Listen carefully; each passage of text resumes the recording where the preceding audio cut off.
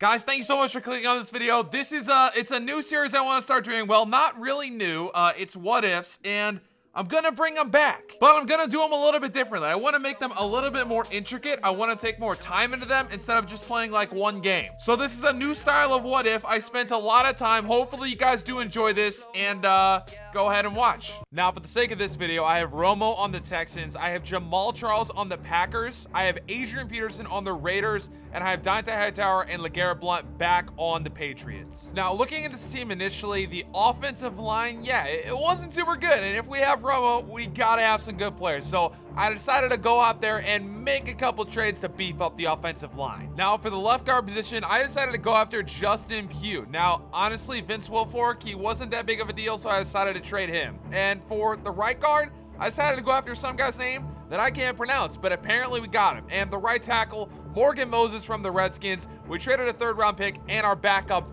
middle linebacker for him, and we got that man. Now that our offense looks completely solid, I wanted to make one upgrade on the defense. I feel like we're really in need of some secondary help, so I wanted to go after a cornerback. And I thought our best option was to go after the league leader in interceptions, Casey Hayward. At this point, I'm pretty happy with our defense, and we have two of the best pass rushers in the league in J.J. Watt and Jadeveon Clowney. We have a good cornerback and a pretty solid linebacking core. Now, taking a look at our division, there's really only one team I'm concerned about, and that's the Titans. They are a young, up-and-coming team. Now, for the sake of the video, I decided to turn off injuries. I just didn't want that to play a factor in how the teams played.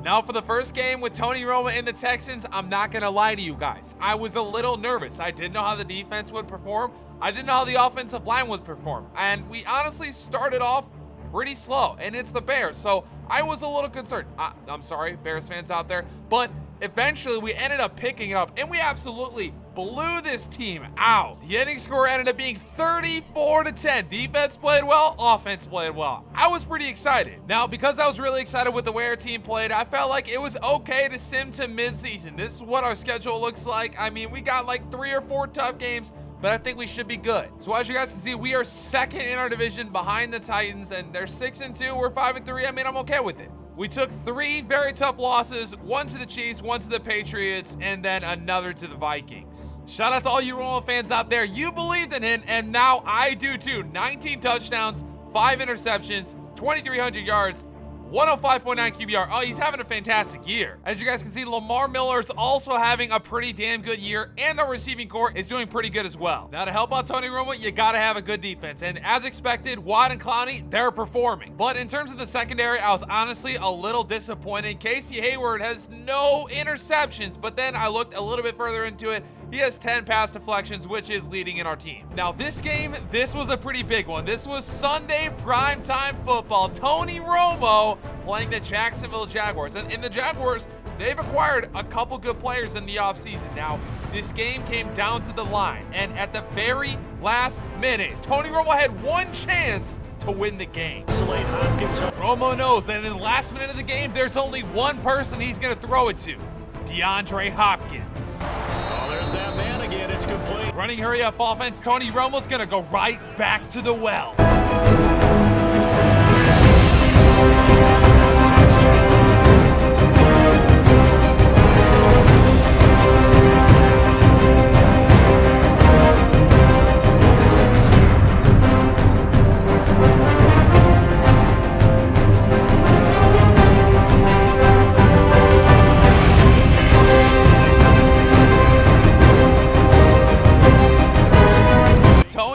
Put up another game-winning drive in his illustrious career. Man, that was incredible. Now, after that game, I was feeling very confident with the offense and the defense, so I decided to sim to the playoffs, and guys, check out what happens. I can't believe it, but we made it into the wild card game, and oh my God! 4,700 yards, 36 touchdowns, 11 interceptions, guys. Romo's a stud on the Texans. Now, in the wild card game, we had to play in Kansas City versus the Chiefs, and I feel like we were doomed from the start. Our offense, yeah, it was clicking on all cylinders, but the defense was not doing the same. The secondary struggled, and the defensive line did not do very well.